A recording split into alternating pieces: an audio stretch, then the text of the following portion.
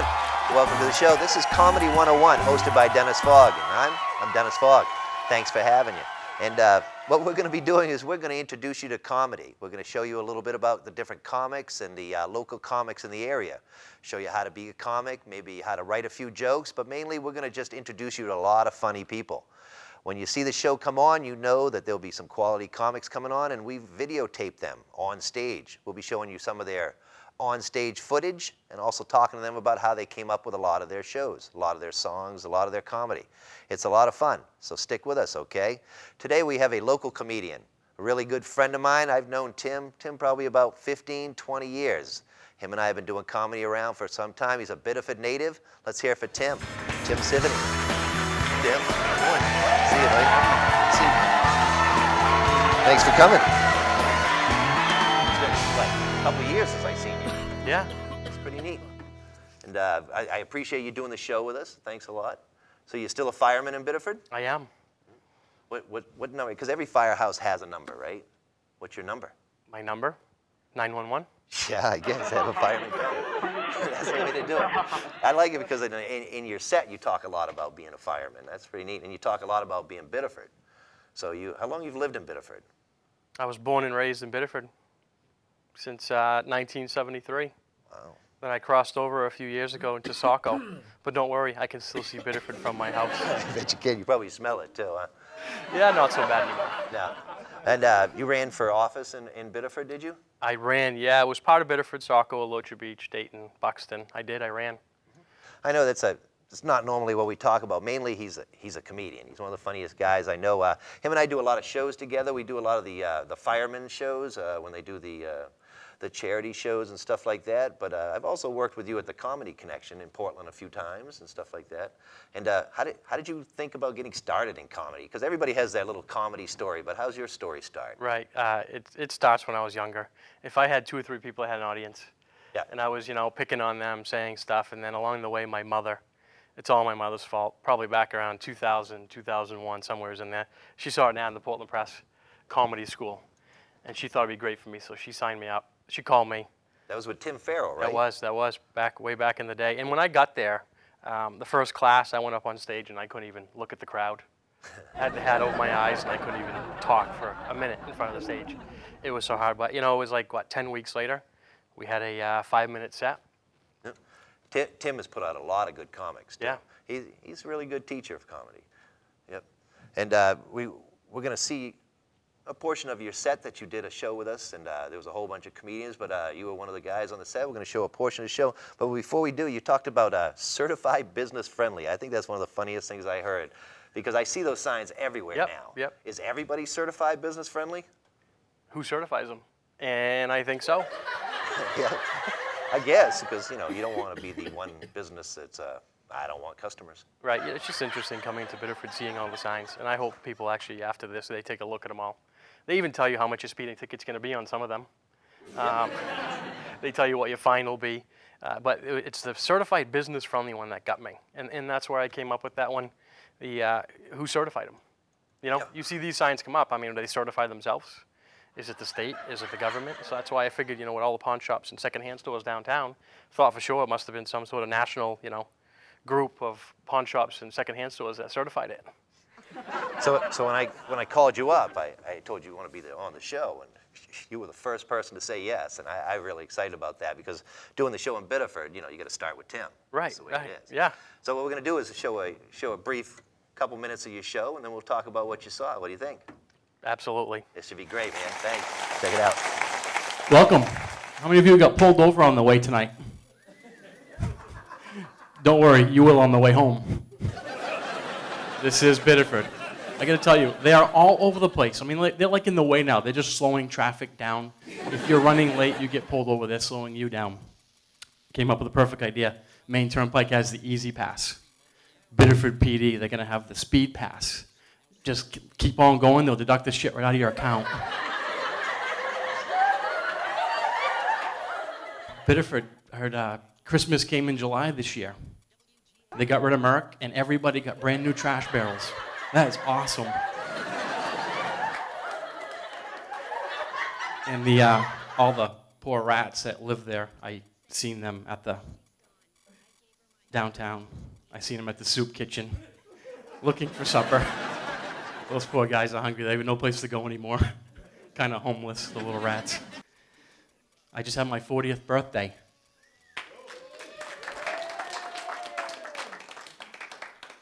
First phone call is from my doctor's office. They want to schedule a prostate exam. I'm like, that's crap. No way, not on my 40th birthday. But no, really, you know, when you get up there in age, you have goals in life. And I had a couple of goals, and I think I've got there. And after tonight, it's over. It's complete. One of them was having a couple wives. Got that out of the way early. And doing stand-up on public access. That's it. So some of you probably don't know me, but locals know me. I ran for state senate. Yeah. So along the way, I was campaigning at a local high school football game with one of my friends. He's a senator now. And I get there one day, he's there early. He's got his van. He's got a white, like, construction van. And he's got signs all over it. He's got tables in front of it. And it looks like a friggin' shrine set up at like a penny auction at a church fair or something. There's just stuff everywhere. And he's out there handing out hats, shirts, sweatshirts, EBT cards. Me, I was selling t-shirts. I didn't win.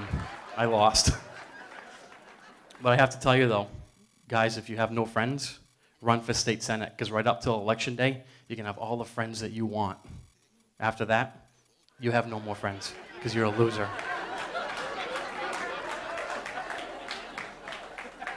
So luckily, you know, I can fall back. I have a job. I work as a firefighter paramedic for Biddeford. That's awesome, right? That's great, yeah. People always say, what do you guys do all day? You got me. We play cards, we play pool. We slide down the fire pole. And we do calendar photo shoots. I've been storing up. I am November this year. Ready to go. Won't be long, I'll be getting my picture taken. But no, it's, you know, we work 24-hour shifts, and emergencies come at any time. They do. So there's a few things you never want to miss. One of them is a meal. Well, if you have a meal, at least you can bring it with you and eat on the way there.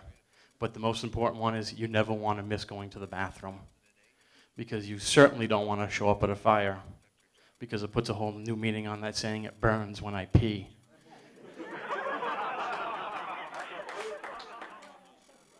But, you know, no, it's a really good job, rewarding job sometimes.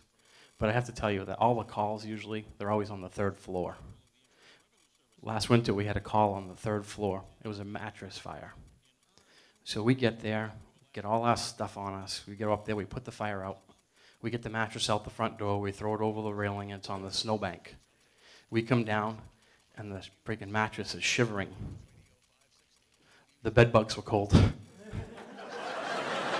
Welcome to Biddeford, guys.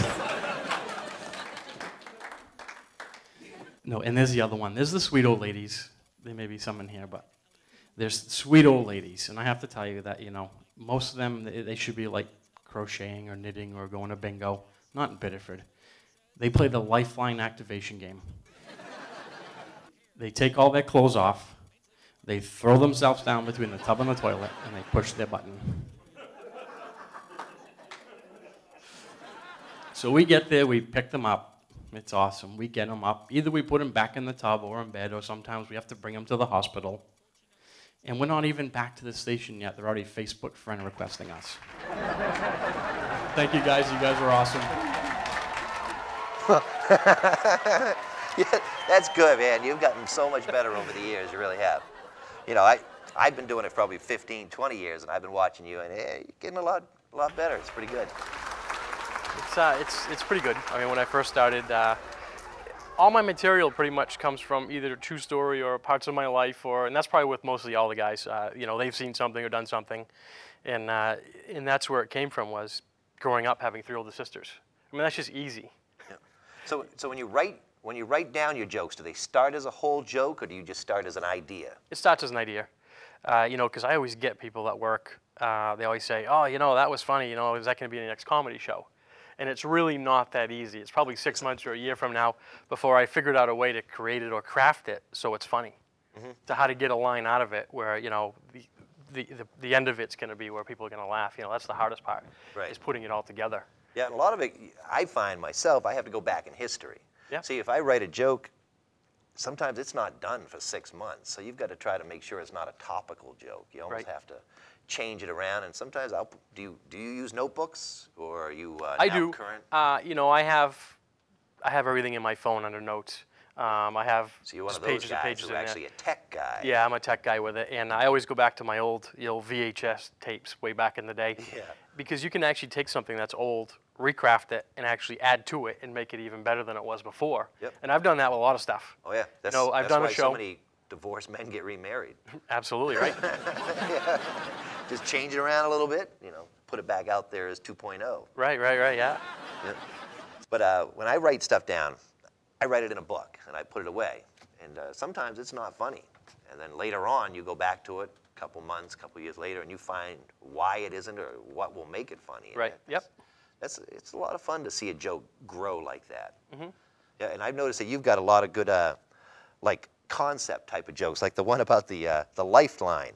I find the lifeline activation game, because, you know, that's a very quick joke you do it in. You do it maybe about 35, 45 seconds, but that one could stretch out for some time, because that's hilarious when you start to think about it. And you know, that one is fairly new. That one is from back in March. So it may evolve and may craft into something bigger. Right. And like I said, you know, it's taking something that's funny, then you can actually add to it. And I've watched it a few times, went on YouTube, watch it over and over again, and try and add to it. Haven't got there yet, but, you know, it's funny the way it is right now, and I'm sure at some point, you know, I'll be able to add to it. But it was actually, it's reality, you know, and it was actually a friend that gave me the idea. You know, going on calls, that's what we do. We have a lot of lifeline activation calls. Yep. And then it was actually taking it, putting it together, and making it, you know, not so serious and making it funny. And it took a little while, but it worked. Right, because also in your line of work, if you take everything so seriously, Right. you know, there's a lot of stuff that happens as a firefighter, and if you don't look at the fun stuff, then you're just going to dwell a lot on the bad stuff. And that's only because I've watched Emergency and, you know, Squad 51 and stuff like that, and ER, because I really don't know what you guys do. But it's pretty neat to hear that when you're at the thing, you guys don't do anything but, what, play ping pong? Right. Play pool, play cards, right? That's what people think. Yeah. Oh, yeah. You're you on know. the internet 24 hours. Right. We just hang out. I just write comedy. Yeah. Do you guys have a poll? We do. We have a fire pole. Yeah. No, I mean like a Polish guy who works there. Oh, a Polish guy. No, but you do have a fire pole. We have a fire pole. Oh, that's cool. Do you polish it, or does it actually just... Every Tuesday. Yeah. You know, you really to work there, you really need to have a degree in cut soil engineering. Yeah. We make when we retire, we make the best high school janitors. I guess. Yeah. We come trained, certified. Yeah. You know, it's Oh, that was good. you know, you see that. I had one. I haven't used it in a long time. I talked about growing up with a slow metabolism. I had to find a job where I could sing. I had two choices. One being I could either be a prostitute or I could be a firefighter. I tried being a prostitute, but I didn't make much money. Only working 5 minutes a night. Yeah, you get more calls this way, right? Right. Yeah. So becoming a firefighter, yeah, I definitely get a lot more calls. And you're also a dad.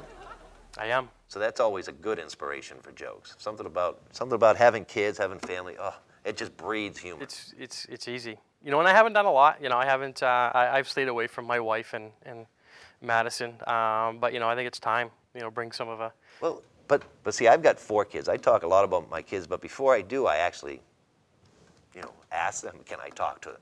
Because some of them will take it personal. Right. My son's not big on it, but my daughters will take it. And I've got grandkids now, but I jump them in because they're too young to tell me no. Right. They don't know any better, right? Yeah. No, see, I've never done that, you know, and I haven't probably my fault, you know. I don't, you know, sit in the room long enough with my wife and Madison to ask them. Also, my wife doesn't think I'm funny.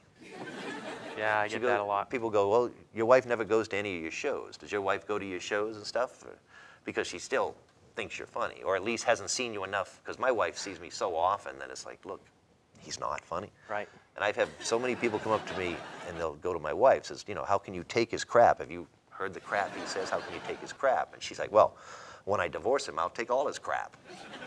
So I say, yeah, thanks a lot. Perfect, right? Yep.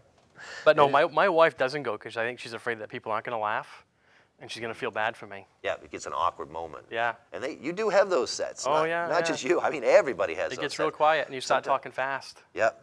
Sometimes the worst part is when you know a joke is good, Right. and it didn't work, and it's like, what happened? I mean, Well, that's when you realize, uh-oh, I'm in trouble. Yeah, because you're missing that one lady with the obnoxious laugh Yeah. in the crowd that you could just play off her for like 5 minutes. I've heard you do that before. Once the girl starts laughing, you just stare at her, That's and it, she yeah. just Yeah. brings the whole crowd in. It's pretty good. That's Do you think it's easier to do a show with more people or less people?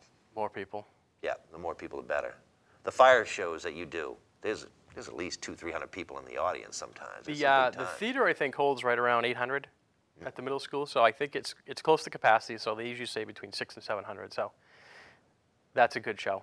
It is. That's a good show. It'll fill them right up. And you know, I do part of the stuff I do is I always try and bring Biddeford into it because that's what people want to hear. Yep. They want to hear the cop stuff. They want to hear the city hall stuff. People live here, they understand it, and that's what they want. Have you ever had repercussions come back from what you said? Like, do policemen now look for you?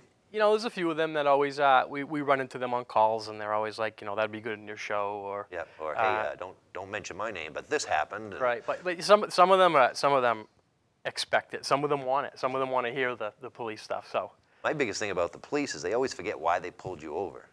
yeah, because when you get to your car, they always Yeah, ask like, you know why I yeah, pulled you know, over. It's like, yeah, you know why I pulled you over? I'm not doing your job. Right. I just spent 8 hours at work doing everybody else's job. I'm not coming and doing your job. Yeah, and if you can't find the dead hooker in the meth lab in the back, maybe you shouldn't be detective, is what I'm trying to say. Right. But then again, I'm an idiot anyways. That's why they usually have me get out of the car. They ever have you get out of the car? No. That's not Never good. get out of the car. Because when you get out of the car, it's bad. Because then you realize you're on camera. I don't know about you, but once I get on camera, I act like an ass. And that's not good. Yeah. But I really enjoy you being here. And the best thing about doing this show in Biddeford is I get to meet you again. Because like I said, we haven't crossed paths probably in the last year or two. Because for a while there, I would see you probably about once a month. But that's the way the rotation of comedy goes. You start to hang with different people, different comics, different things. So it's good to have you back in around. It's good to see you, Tim. And I appreciate it, man. Thanks a lot. Thank Doing you. our show. And we're going to be doing this show, you know, as often as we can. I'll be bringing different comedians. And if you like any of the comedians, or if you don't like any of the comedians, you want to see any more of us, contact us. We'll get back to you as soon as we can. Thanks for seeing us.